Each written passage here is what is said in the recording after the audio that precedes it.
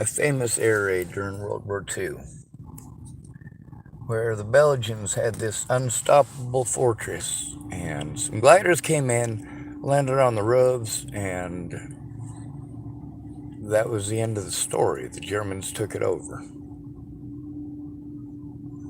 Why is that? Because on a fortress, the doors lock from the inside. On a prison, they lock from the outside.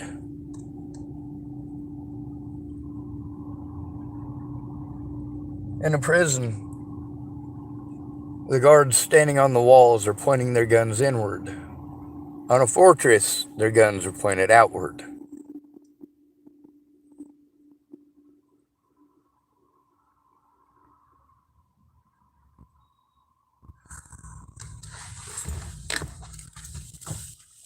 In a fortress, the idea is to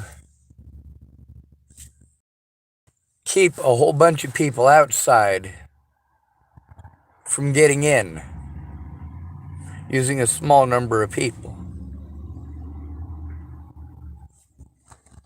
In a prison, the idea is to keep a lot of people in and prevent them from getting out, using a small number of people. Locks are key. Tell me that's not a play on words.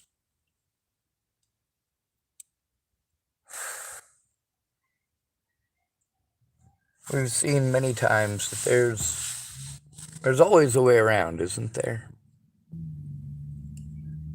Isn't that what we try to teach as Americans? How to be sly? How to be the most sly guy on the block? Well, first, you got to draw attention away from yourself by blaming everybody else but yourself. People of a different color, people of a different gender, it's always everybody else's fault. All these other people are so-called naturally this way, and that's what you teach. That's what you pretend.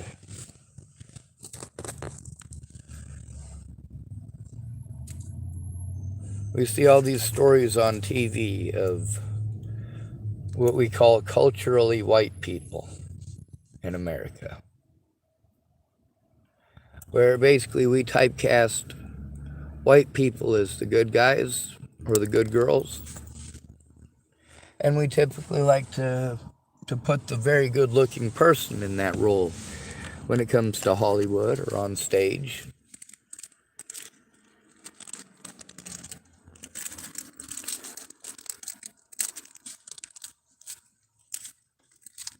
When America went from being a fortress to being a prison, I don't know when that happened, but I know very much how it feels to grow up in it, because that started before I was born. In the 1980s, a lot of us were raised without that racism stuff. Like, we knew it happened.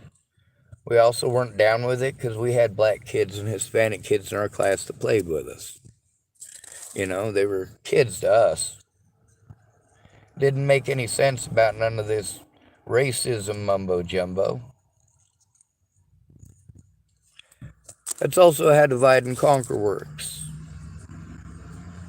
If we're all being abused by the same people, but we're all blaming the other victims, or having pissing contests with the other victims, we're not working together.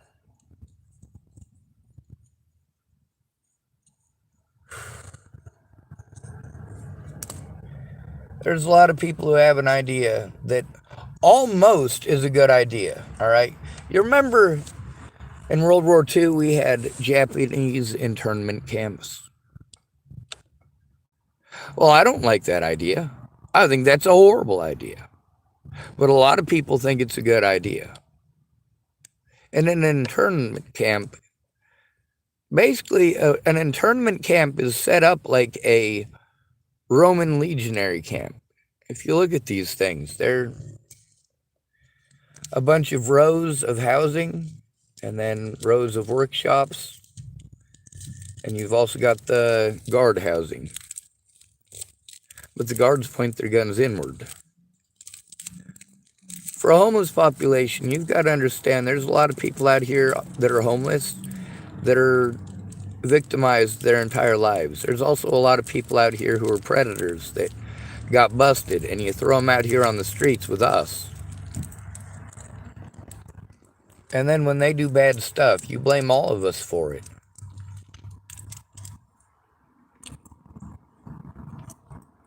Nearly every homeless person that I know has something on their record that they didn't do.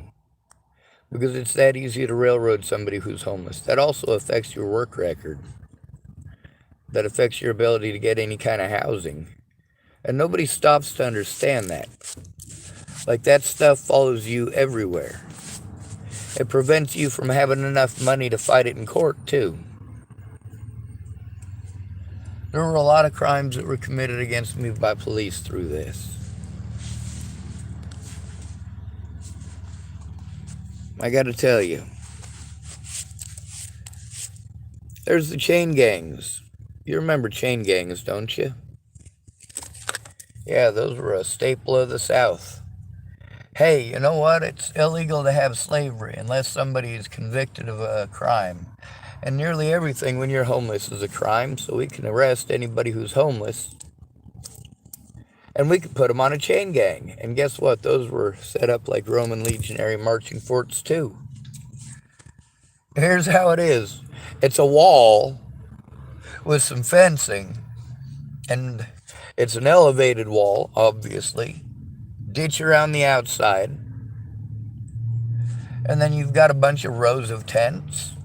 Or, in an actual fort, instead of a marching fort, it would be rows of barracks, set up just like the internment camps, exactly the same, but the difference is that the weapons were pointed outwards. The people within that legionary fort, it was many people in a place where you could defend against many people.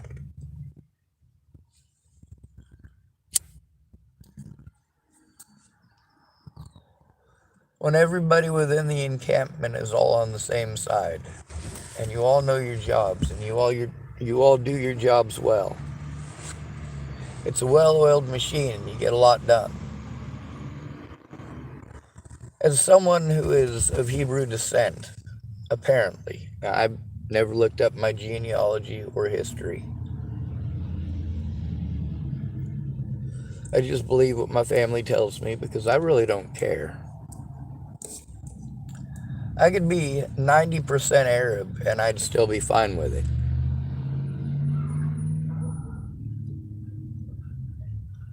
Because realistically, in a lot of places, you're going to have a tough time telling the difference. We're all human beings. The color of our skin is dependent upon our exposure to the sun. And for how long?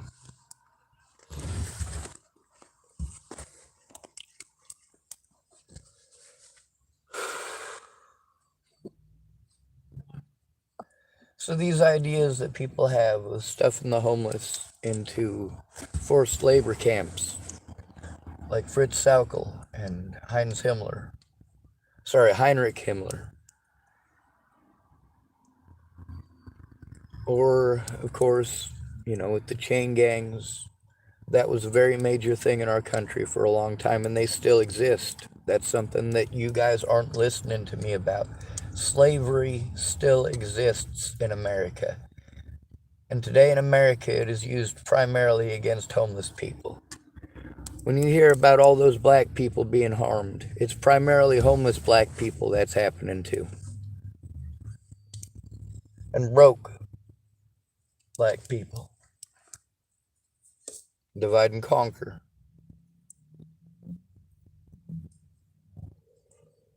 Racism hurts all of us. What BLM has done is incredibly racist. What the KKK has done are incredibly racist.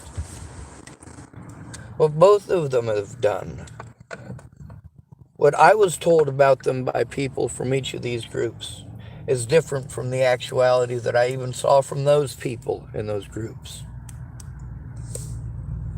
When you talk about protection, but you use it as an excuse to harm, I speak up. I also show examples. I even choose to be the example sometimes. When it becomes necessary, when people want to make excuses to me of it's okay for people to do that. It's okay for people to do that. You just have to just take it. There's nothing anybody can do about it. Well, bet me. I bet you if I do it, they can find something to do about it. I bet you if I even just threaten to do such a thing, they can find a way to do something about it. So how about before you start telling me the way things are, you find out if you're telling the truth or not.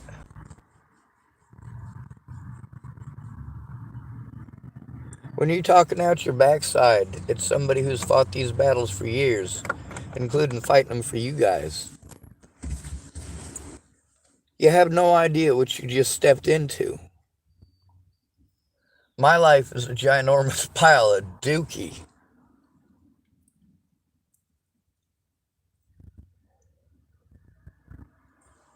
But I believe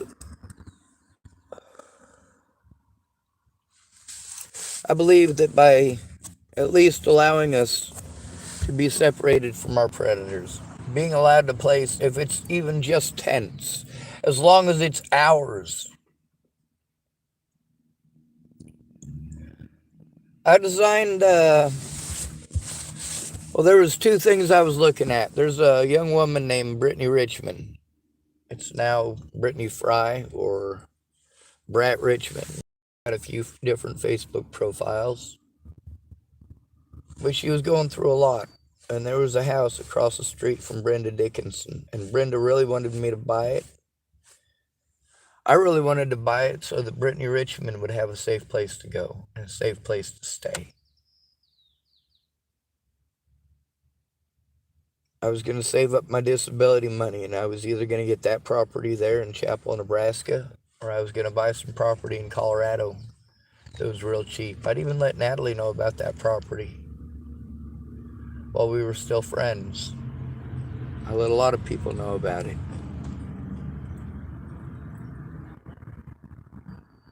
I was basically going to buy the property and set up basically a little Roman marching fort, except it wouldn't be a marching fort. The walls would all have trees, hopefully to bear fruit. Grow blackberries on the outside, that way you don't need barbed wire. You grow bamboo beyond that, depending on where you're at. But the idea was, there's a lot of us who have sensory issues. When there's too much noise, too much going on, too much yelling, too much shouting, there's some of us that don't actually like that and want to get away from it, who don't like being talked down to. We like being left alone, but we'll defend our neighbors. Many of us, we have to do that. We can't let you talk over our friends, because if we do that, then you'll talk over us too. The idea is to protect each other. If you're going to live in a community and you're going to spout words like "we the people," then you need to protect your community. And if your community isn't protecting you, they're not your community. When you're homeless, the closest you have is other homeless. We all crave being part of a community. Some people, well, they grew up a hard life and they only want to exploit it. There's also a lot of people who lived a hard life and worked hard. There's also a lot of people who inherited things that think they worked for it.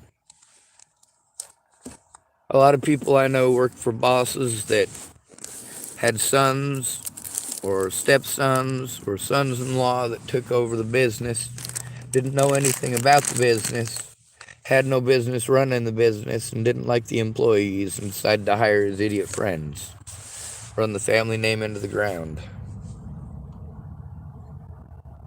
And so many people complain about that. It's easy to topple a house from the inside.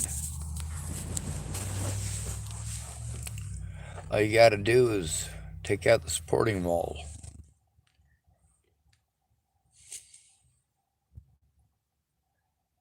Take out the load-bearing portion of the structure on the interior, and it'll turn on itself.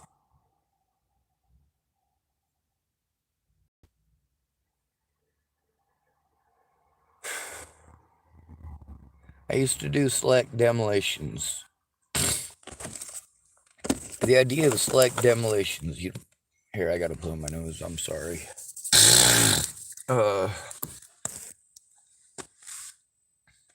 In select demolitions, you don't go blowing things up. You don't mess with explosives. You don't mess with anything of the sort. Your favorite friend when you're doing select demolitions is a razor knife. What you're doing is you're going into an office building or somebody's house, and they want to be able to have a wall taken out of the building, the whole wall, but they don't want you to touch anything else in the house. They want it all to look perfect when you're done. They just want that one wall out.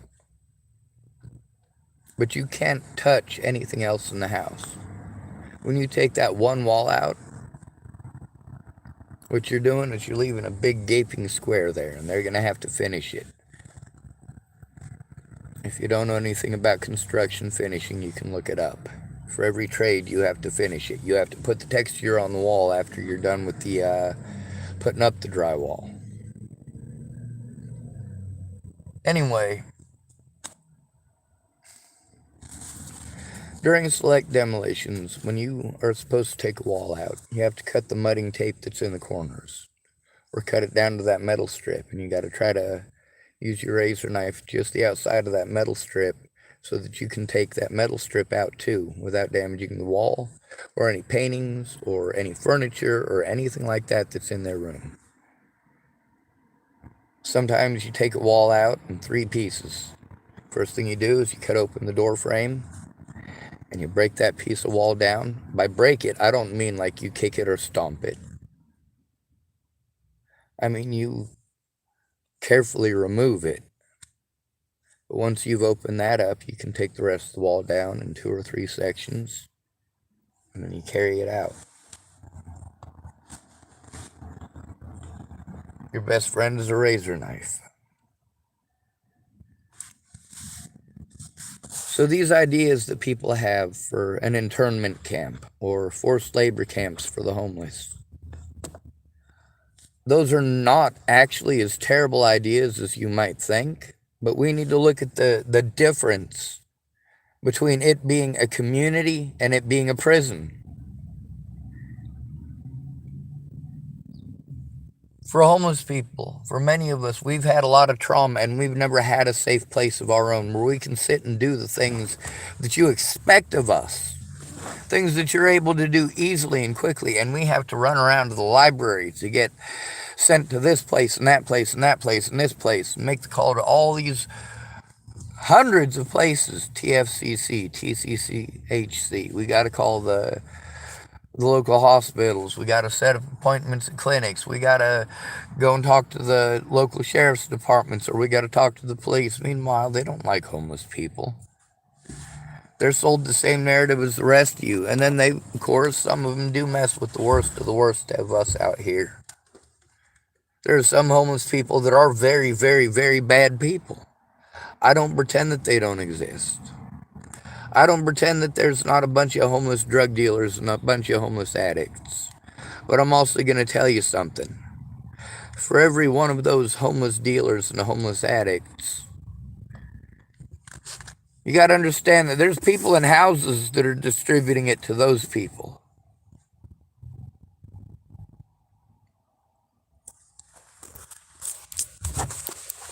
Out here, when you're homeless, and most of the people that you have to hopefully maybe help they're drug addicts. What are you going to do with them? Are they really going to help? Or do you just have that wishful thinking going on? When we're sent to professionals, those professionals don't want to do their jobs for a homeless person. It's easy to just assume that if they're homeless, they must be a drug addict, and you just pretend that they are, and it makes it easy to get them out of your friggin' emergency room or whatever clinic that you just happen to be sent to. You need to go here, you need to go there. This is a place that'll have a social worker. That's a place that'll have a social worker. without a friend or family member to go in with you and say, hey, this is serious and you need to take it serious, they don't take it serious. All these people who say, oh, I believe you, I believe you. That's the thing. I'm trying to show you evidence so you can speak with me and actually advocate. That's what an advocate is supposed to do. When you have a communication difficulty and you're supposed to have an autism advocate who understands autism and helps to explain it to these people, not somebody who's trying to talk to you like you're retarded and don't understand other people. I do understand other people. They don't listen. There's a lot of varying factors in whether or not other people listen.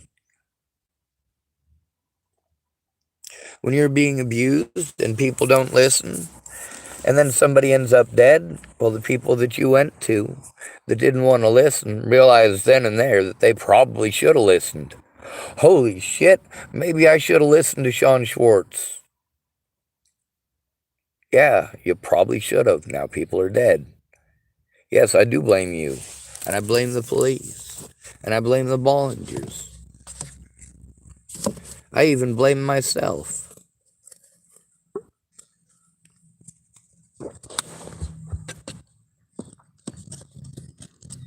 When it comes to protecting my family and my friends without hurting people, it requires me to speak the truth.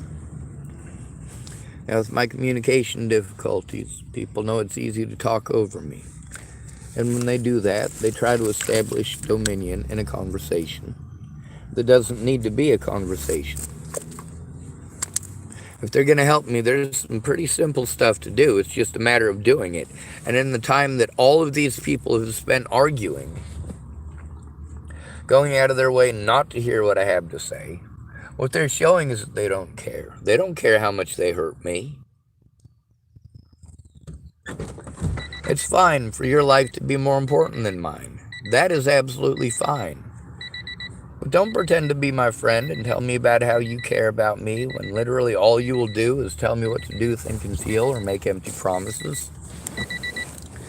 Ignore me for months or even years at a time.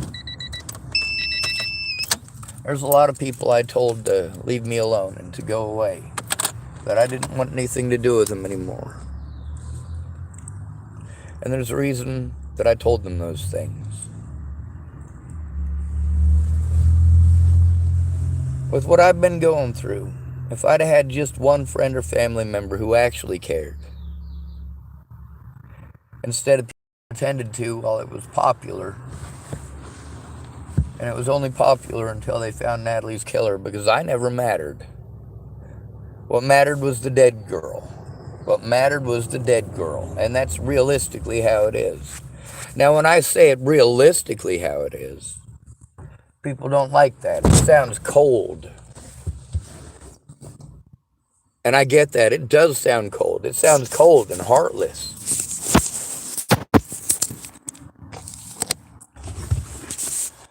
At the same time, just because I'm saying it realistically how it is, and it sounds cold and heartless, doesn't mean that I don't know what's going on and I don't know how to repair it.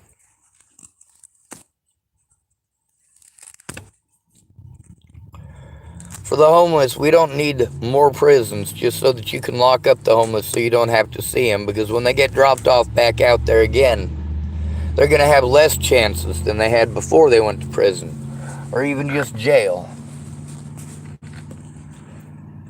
So they're going to be even more desperate, and they're going to be more likely to commit crimes. There's a lot of people who are career criminals.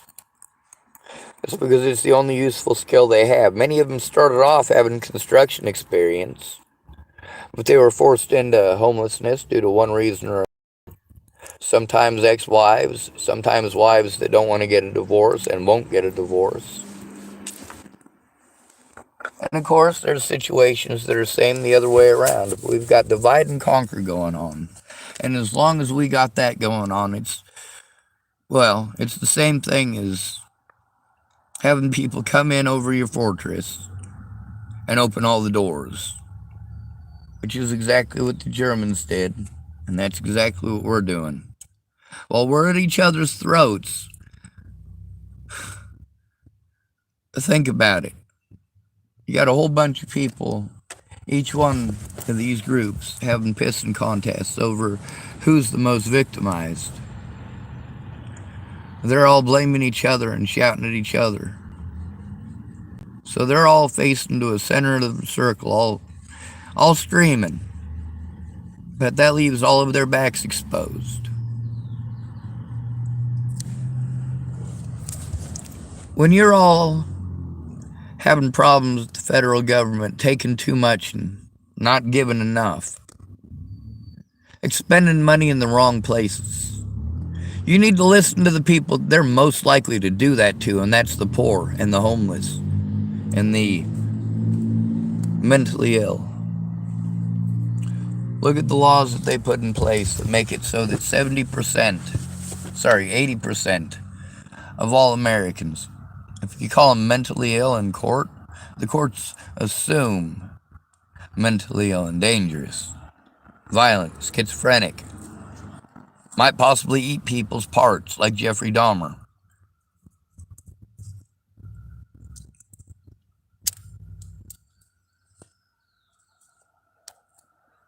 You've gotten to hear nearly every person that I've gone to talk about getting violent and doing violence and harm to others on my channel. And the more I tell them I don't like that, well, sometimes they start pretending like they're like me. They're like me. There was a guy named Lanny Criswell, and he used to say to people, yeah, I'm like Gary Jepson on that. I'm like Gary on that. Or if you were saying something, he'd say, I'm like you on that. I'm like you on that. Now he was different. A lot of people remember Lanny Criswell. He got a fever when he was young. He was an old man by the time I met him.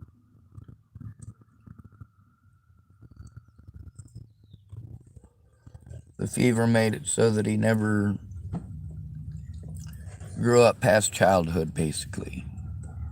He stayed a child the rest of his life till he was hit by a car. But a lot of you go along with the crowd. And when the crowd is all angry at the same people about the same thing, but they're yelling at each other and harming each other, you're all doing the same thing. You're all being hypocrites. And a lot of you, when I showed the example of when you're an honest and forthright person, you guys don't like it. You don't like it. You don't want to look inwardly and realize that you're not listening to others.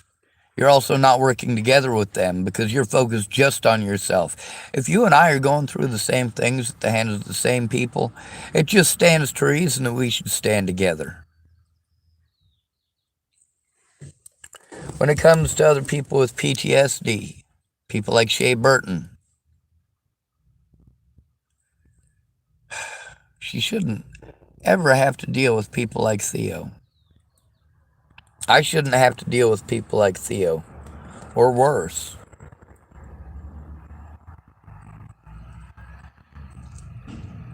I remember Shea Burton when she was mean and evil. I remember when she was nice. When she was mean, she was with Theo. When she was nice, she was with John Keeley. But there's a difference between nice and good. Are you complaining or are you doing something about it? There's a lot of people who had conversations with me or conversations around me about others. And when they hear those things, oh, now people know I was talking behind their back. Now these people are not going to like me. Now these people are going to be angry with me. Oh, Sean, you're trying to ruin my life. No, I'm not. I'm showing the truth. Well, you want to pretend that I was talking behind your back? No, I posted it up publicly and I spoke about it publicly. I said I wasn't keeping your secret. Human lives? Yeah, I don't care about your secrets. If you're going to tell me them in lieu of helping stop this stuff, that's on you. It's supposed to be we the people. We, as a united community, working together for the benefit of all of us. Just because somebody cannot contribute in the same way as you doesn't mean that they have nothing useful to contribute.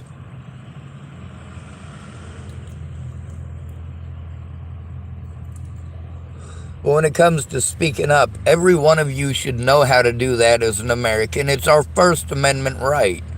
If you can tell your friend, you can tell the public. If you can tell your friend, you can tell the police. If you're going to tell me that people were threatening to kill you and your friends and family, my little sister told me that people were threatening to kill her and my niece. I already knew that. Sarah Bacon told me that people were threatening to kill her and her family, including her kids. Cara Rogers was telling me that people were threatening to kill her and her kid, sending pictures of him with a noose around his neck. Aaron Cockerham told me the same thing. I had to deal with a lot of crazies on the internet to try to get help because my friends in real life were useless and selfish.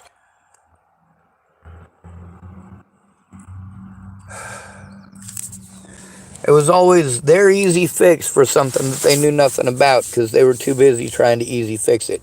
Here's a Band-Aid, Sean. Band-Aid, Band-Aid, Band-Aid. Put a Band-Aid on it. Yeah, you know what? A Band-Aid doesn't do anything for a gaping wound. Eventually, you get 400 Band-Aids that are all falling off. That's the way everyone wants to deal with it. Of course, some of you are going to pretend that I'm too stupid to understand metaphors. I've been using metaphors through this entire thing.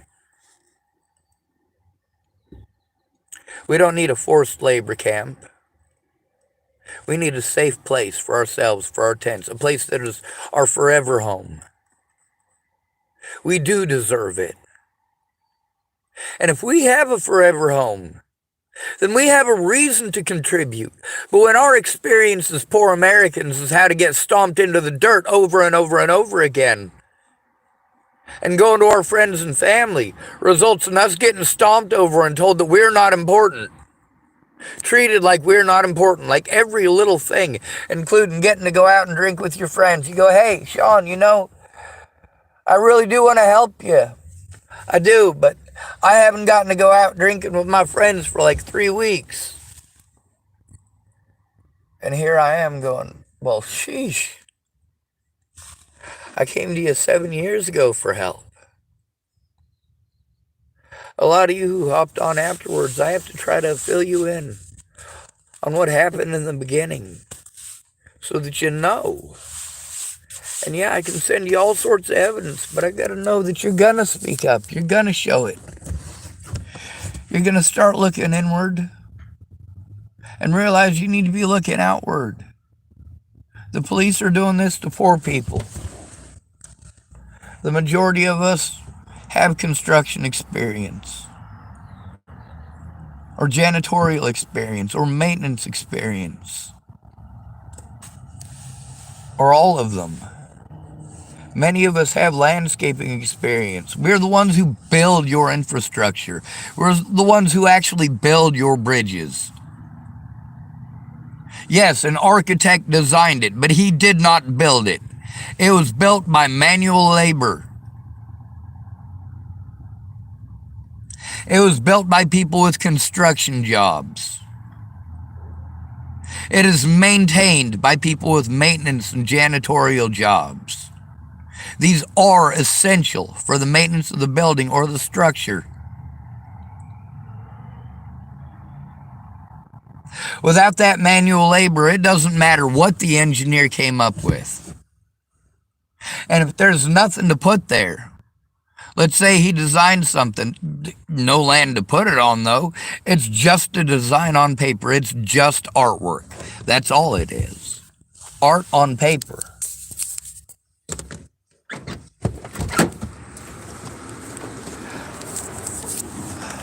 The thing is, We don't have to put barbed wire and people with guns up on towers. We don't even have to build a tower. There's plenty of dirt under your feet. Just build it into a wall, build a trench around the outside of it. Start growing food in it.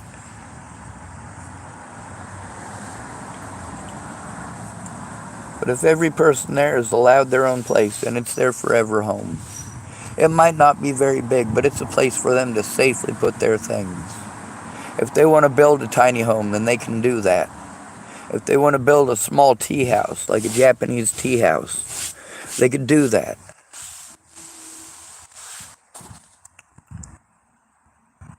It doesn't have to be all of this, what is it, $300 million for the homeless here, and most of that money is going to board members getting $100,000 a year or more to go to 6 meetings per year about it. Or it's going to paying therapists, because this is what's supposed to help us, is drug treatment. Well, what about those of us who are not into drugs? What about those of us who are out here because we were victimized into it? I like that pickup. All right. Off subject and off topic, right? Yeah, I know. That's because I'm still in a state of crisis. And it's difficult for me to pay attention when there's movement around or noises. That's because of the environment, and that does have a lot to do with the people in the environment.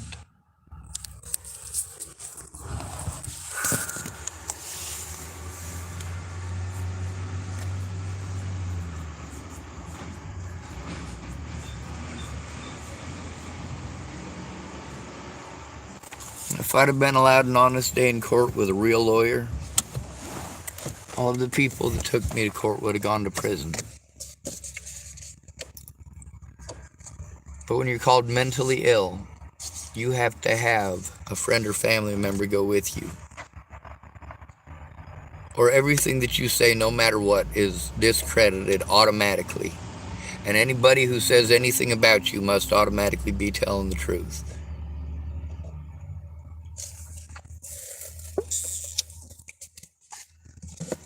If you're going to accuse somebody of being on drugs, you need to prove it. Claiming that somebody is on drugs or claiming that they must be on drugs because of a history of drugs is a lot different than taking a whiz quiz. Out of all the situations I was in, there was only one time that I took a whiz quiz. How hard I tried to get them to make me, or get them to let me take a UA. Oh no, we gotta refuse that. Well, hold on a second here. See, one of the reasons that I needed to go to the hospital was to show that people were harming me over slander. And that included people trying to pretend that I was on drugs.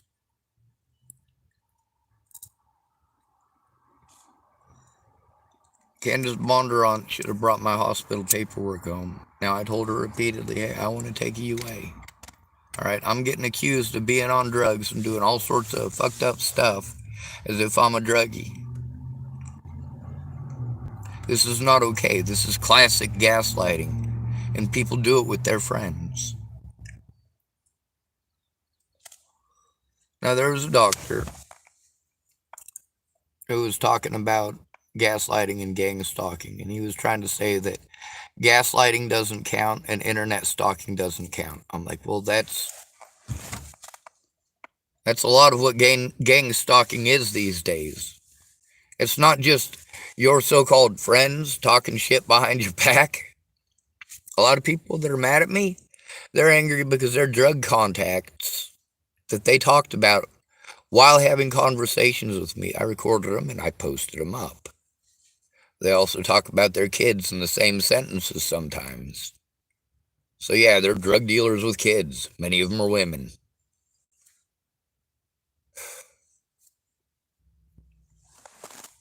You have no idea how many people I went to for help, just trying to get them to care what's going on with me, who wanted to later on get a hold of me and try to ask me for drugs. No.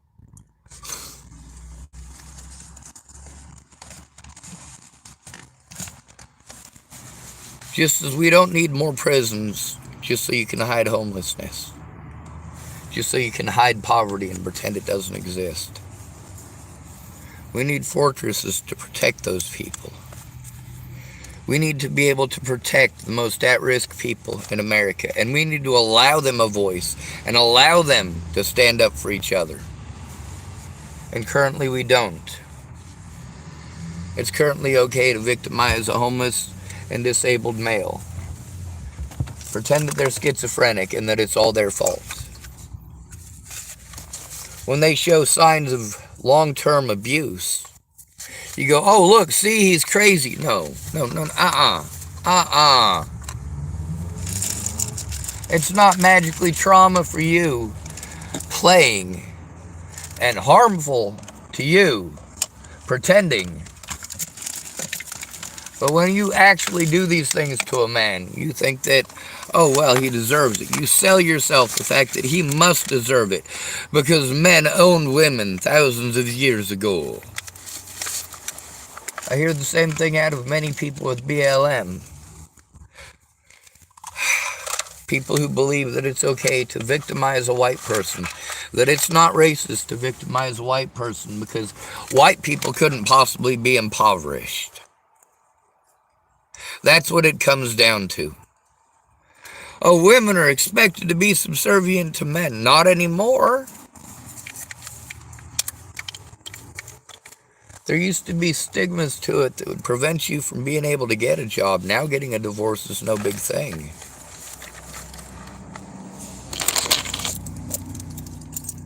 There's a lot of things that the conservative world wants to push. When it comes to the men's rights advocates, most of them are very conservative and believe in traditional marriages and Christianity and stuff like that. That's not equality either, and I'm not down with that. I'm also not down with being forced to care what gender you are, what parts you have.